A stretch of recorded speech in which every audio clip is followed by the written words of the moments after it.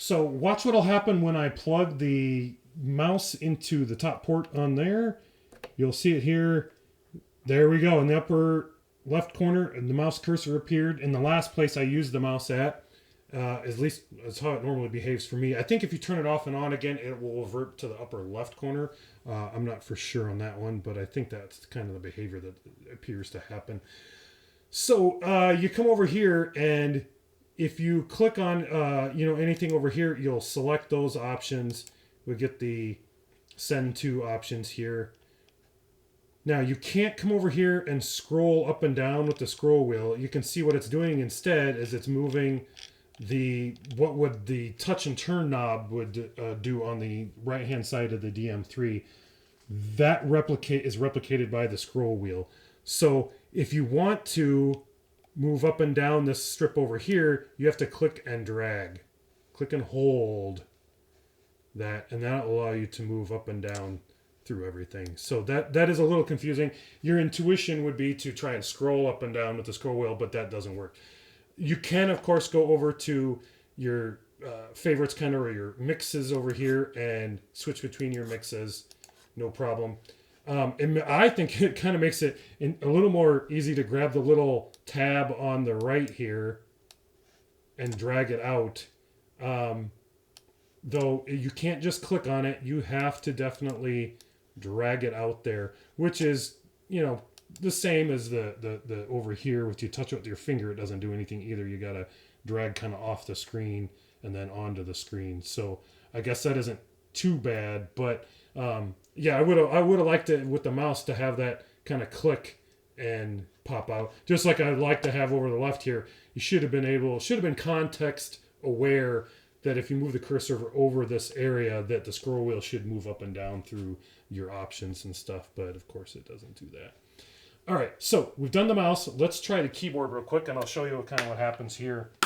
We'll plug in the keyboard, and one of the nice things about the keyboard is you can quickly type in stuff, but on the other hand, if you don't have the mouse hooked up, it kind of makes it, you have to come back over to the touch screen to do anything, but it could be handy for like if you're going in the network options and you want to change the numbers and address stuff in your IP information. You could delete out, stuff and just type it in, whatever you need to type in for an address. You could also use it in the naming of the channels.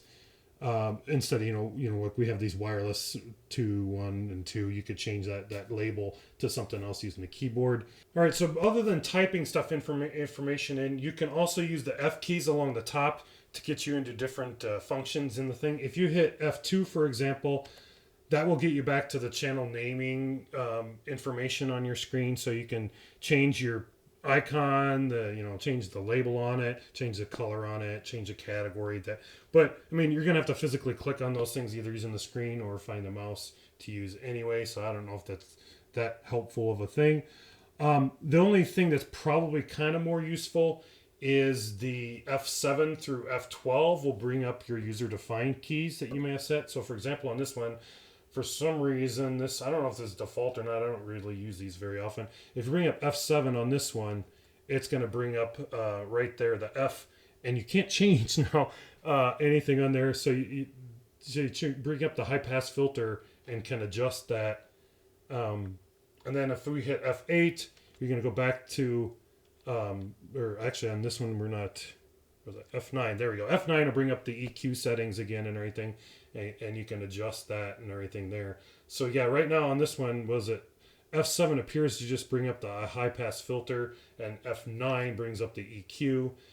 So you can customize your user-defined keys and then use the function keys on the laptop to bring up all your different 1 through 6 of your user-defined keys.